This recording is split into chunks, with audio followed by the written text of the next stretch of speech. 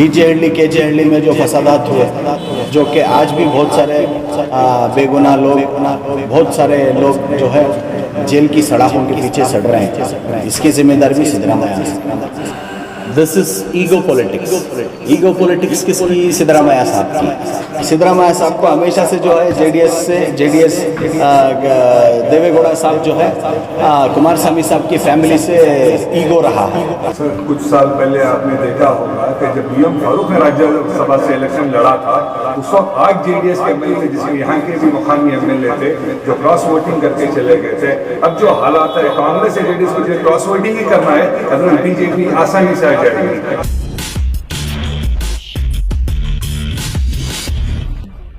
Sir, Rajya Sabha के election होने जा रहे हैं 10 जून को। कर्नाटका के जो 4 सीटें हैं, जिसमें बीजेपी 2, कांग्रेस 1 है, ये चौथी लड़ाई के बारे में क्या बोलेंगे? चौथी सीट अस्सलाम वालेकुम।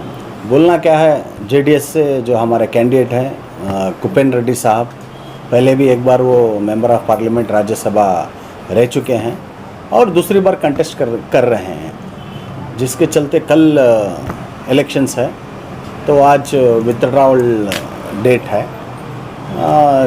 जैसे कि इलेक्शन अनाउंस हुआ, पहली फुर्सत में हमारे पार्टी के हाई कमांड देवेगौड़ा साहब, कुमारस्वामी साहब और हमारे बहुत सारे एमएलएस और एमएलसी सब डिस्कस करके अभी हमारे कैंडिडेट को उतारना करके बोल के डिसाइड किए। अब जब डिसाइड किए तब देखे कि 45 सीट्स चाहिए कि एक राज्यसभा को बनने के लिए, है ना। तो जिसमें हमारे पास 32 वोट्स हैं, 32। अब कांग्रेस के पास 23 या 24 कुछ है, तो हमको चाहिए 13 वोट जीतने के लिए।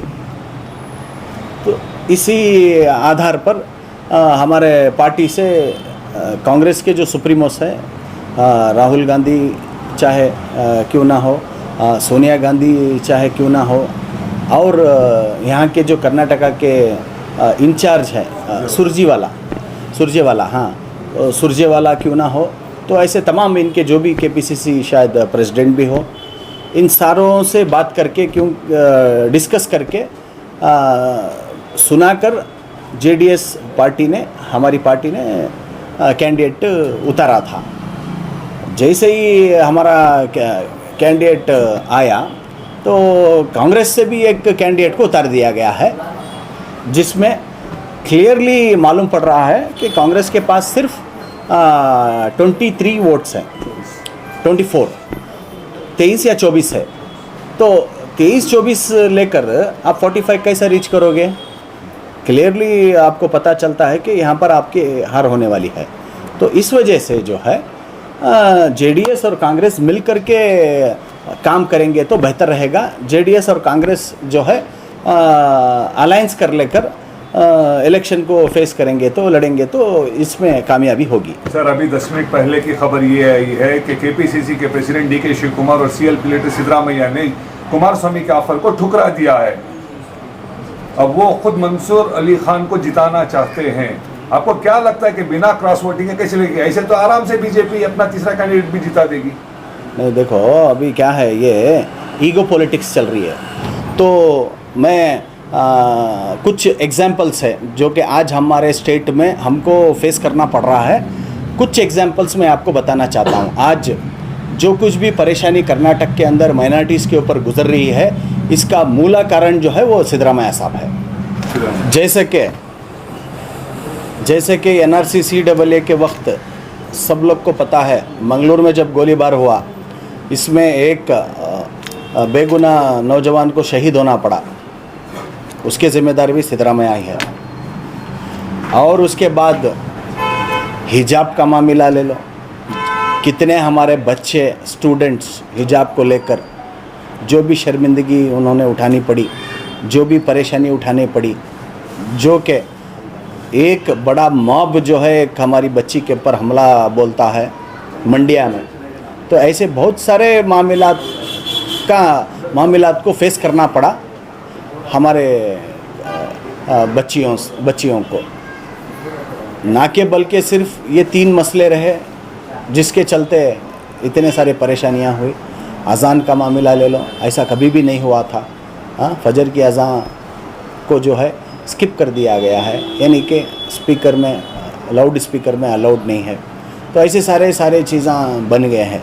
ये सिर्फ मैं समझता हूँ पॉलिटिकल वेंजेंस की तरफ से, जो आपसी ईगोइज़म की तरफ से जो हमारे कांग्रेस के लीडर हैं, पर्टिकुलरली हमारे सिद्धरामैया साहब एंड टीम, इन लोग के दिल में जो देवेगौड़ा साहब की फैमिली के लिए मोहब्बत है, वो मोहब्बत के चलते ये लोग ये सारे चीज़ें कर रहे हैं, जिसका नुकसान जो है वो आपको, हमको और हमारी कर्नाटका की आवाम को और सारे के सारे माइनॉरिटीज़ को उठाना पड़ रहा है। ठीक उसी तरह से आज का भी ये जो मसला है राज्यसभा का, इसको भी ऐसे ही करने जा रहे हैं सिद्धरामैया साहब। ये क्यों मैं बोला, क्योंकि बीजेपी गवर्नमेंट आई, बीजेपी गवर्नमेंट को लेके आने वाले भी ये कांग्रेस के लोग हैं, ये सिद्धरामैया साहब और उनकी टीम है। ये इसलिए बोल रहा हूँ, अगर खुदा ना खास्ता ये सारी चीज़ें ना होके रहती, ये सारे जो मसले मसाइल हुए, ये सारे चीज़ों को सामना ना करना पड़ता, तो आज हमारे मुल्क की, हमारे स्टेट की हालात बेहतर से बेहतर रहती। सिद्धरामैया साहब क्या किए, इनके 17 एमएलएस को बीजेपी को हैंड ओवर कर दिए। इनके जो भी थे, इन्होंने ही टिकट्स दिया था। कांग्रेस के जो एमएलएस थे, इन्होंने ही टिकट दिया था उनको, और इनकी कंट्रीब्यूशन से वो लोग जीते थे। तो ये 17 के 17 लोग जो है, ये 17 के 17 लोग हैं बीजेपी में जम गए, जो कि आज वो बीजेपी के मिनिस्टर हैं। और ये सारा क्रेडिट जो है हमारे सिद्धरामैया साहब को जाता है। सर, 3 दिन से मीडिया में देख रहे हैं कि एच.डी. कुमारस्वामी जब से सिंगापुर से वापस आए, मीडिया कांग्रेस पार्टी को ओपन ऑफर दे रहे हैं एकजहती का, इत्तेहाद का, लेकिन कांग्रेस की तरफ से तो हाँ आ रही है, लेकिन सिद्धरामैया अकेले हैं जो ना कह रहे हैं। आप संगीन इल्ज़ाम लगा रहे सिद्धरामैया पर, केजरीवाल को लेकर, हिजाब को लेकर, जस्टिफाई कैसे करेंगे कि सिद्धरामैया की वजह से कर्नाटका में बीजेपी आई, एच.डी. कुमारस्वामी की वजह से नहीं? वो पुरानी बात है। देखो, आज मैं बोल रहा हूँ ना, अभी जस्ट आपको मैं जवाब दिया था, आज का जो हालात है, ये इसका पूरा जिम्मेदार हमारे सिद्धरामैया साहब है। इन्होंने ही इनके एमएलएस को भेजकर बीजेपी की गवर्नमेंट फॉर्म करवाई। ये B team JDS B team बोलते हैं ना, बी टीम जेडीएस नहीं है, बल्कि सिद्धरामैया साहब है बी टीम। सिर्फ कुछ पॉलिटिकल वेंजेंस की तरफ से क्या नजर डालेंगे उन हालात पर? नहीं, देखो, आप बिल्कुल सही बोले। जैसे आज अभी राज्यसभा चल रहा है, कल इलेक्शन है, ठीक इसी तरह से कुछ साल पहले उस वक्त भी जो है जनता दल सेक्युलर पार्टी से BM फारूक साहब को कैंडिडेट अनाउंस किया गया था हमारी जनता दल पार्टी से। उस वक्त भी सिद्धरामैया साहब यही काम किए, जो कि कुछ MLAs को उन्होंने क्या किया, अपने और ले लिया और उनको क्रॉस वोटिंग करने के लिए मजबूर किया और किसी दूसरे कैंडिडेट को जिताया, जो कि आज वो कैंडिडेट जो है राम मूर्ति बोलकर मेंबर ऑफ पार्लियामेंट बीजेपी में है वो शख्सियत। ठीक इसी तरह से फिर एक बार सिद्धरामैया साहब आज भी वही चाल चल रहे हैं। ये कुछ बड़े लोग बोलते हैं, देखने के चबाने के दांत अलग होते हैं और खाने के दांत अलग होते हैं करके। तो ऐसा ये कांग्रेस पार्टी का है। तो ये कांग्रेस पार्टी जो है हमेशा से मुसलमानों को चॉकलेट देती हुई आई है और झूठे आश्वासन, झूठे दिलासे, सिर्फ इसी के आधार पर अपना वो काम करते आई है। तो कल मालूम पड़ेगा, क्लियर हो सकता है कि कल, आज अभी टाइम है, अभी कितना बजे है, 12:30-1 बजे है। तो हो सकता है शाम तक भी अगर कुछ अल्लाह के तरफ से इनको हिदायत हो जाए कि बीजेपी को हमको हराना है, बीजेपी को हमको दूर रखना है, बीजेपी को ख़त्म करना है, तो हम कुमारस्वामी साहब के साथ जुड़ कर चलेंगे। तो अल्लाह करे कि ऐसी हिदायत इनको मिल जाए ताकि ये राज्यसभा में हम बीजेपी को हराएं और बीजेपी को दूर रखें, बीजेपी को सत्ता में ना आने दें। पिछले 5 दिन से हम सिद्धरामैया का स्टेटमेंट देख रहे हैं सर, कि वो कह रहे हैं कि मंसूर अली खान का नाम नहीं ले रहे हैं, अल्पसंख्यक ने गेल्सबेको मुसलमान को जिताना है। अगर मुसलमान को जिताना होता तो फर्स्ट प्रेफरेंस का टिकट क्यों नहीं दिया गया जयराम रमेश की जगह पे, सेकंड को क्यों दिया गया जिसमें वोट ही नहीं है? ಅಲ್ಲ ಈಗ ಇವತ್ತು अब बोलते ना नो मुसलमान को जिताना। BM फारूक साहब क्या मुसलमान नहीं थे क्या? क्यों उनको हराए? क्यों उनको हराए भाई? उनको नहीं जिताना था क्या? गलत किया ना।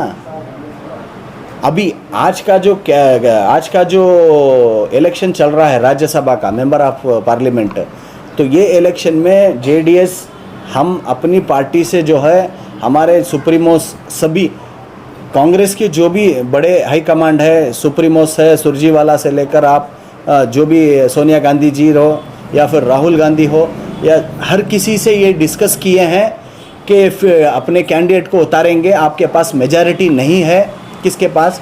कांग्रेस के पास मेजॉरिटी नहीं है। कांग्रेस के पास 23 या 24 सीट्स हैं, हमारे पास 32 सीट्स हैं। हम मेजॉरिटी में है। अगर हमारा आपका कोऑपरेशन कोऑर्डिनेशन ठीक रहा, मैच हुआ, तो हम टिकट कैंडिडेट को उतारेंगे करके बोल कर ही डिस्कस करके ही JDS वाले उतारे थे। लेकिन ये सिद्धरामैया साहब बीच में एक हफ्ते से उठकर क्या अचानक से अल्पसंख्यक करके बोल के, जो कि इनको पता है ये सीट जीतने वाली नहीं है, जीत नहीं सकती, हारने वाली है। तो ऐसे जो हारने वाली सीट है इस पर मुसलमान का पट्टा बनकर ये सिर्फ आंख धूल में आंख झोंक रहे हैं।